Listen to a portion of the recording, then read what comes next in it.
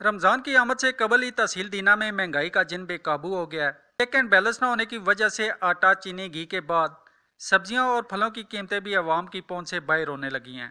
सब्जी फरोशों ने अवाम से मनमाने रेट वसूल करना शुरू कर दिए हैं, जबकि तहसील इंतजामिया रेट लिस्ट पर अमल दरामद करवाने में नाकाम दिखाई दे रहे हैं।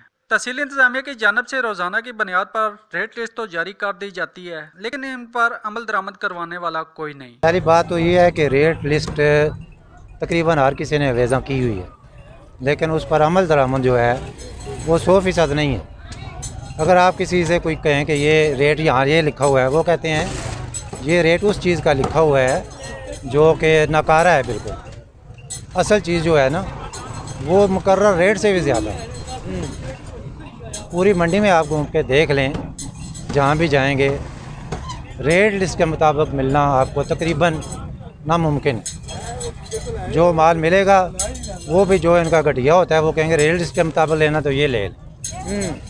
इंतज़ामिया से ये गुजारिश है कि रमज़ान शरीफ की आमद है, तो अभी हरकत में वो आएंगे तब जाके अमल होगा।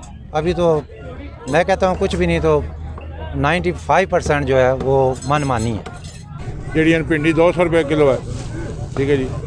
अगू जब रमज़ान आएगा और महंगी करेंगे, ठीक है जी। इसी तरह लसन है और नवा लसन सस्ता होया है तो ये भी 200 रुपये किलो दे रहे हैं, ठीक है जी। इस बारे हुकूमत को चाहिए या इंतजामिया जी है उसको चाहिए भी निगरानी करनी। इंतजामिया भी मतलब आकर फिर को मार्क्स से मगर हो मार्क्स चढ़ाओ बस 200 रुपया वो बंदे जुर्माना दे रहे हैं, मार्क्स पाओ बस। सब्जी सस्ती नहीं मिलनी। रेट लिस्ट के मुताबिक किधर मिल रही है? कुछ भी नहीं मिल रहा, अपनी मर्जी कर रहे हैं दुकानदार जी। कोई कंट्रोल नहीं है, कोई कुछ नहीं है हुकूमत का ना मुतलका इंतज़ामिया का।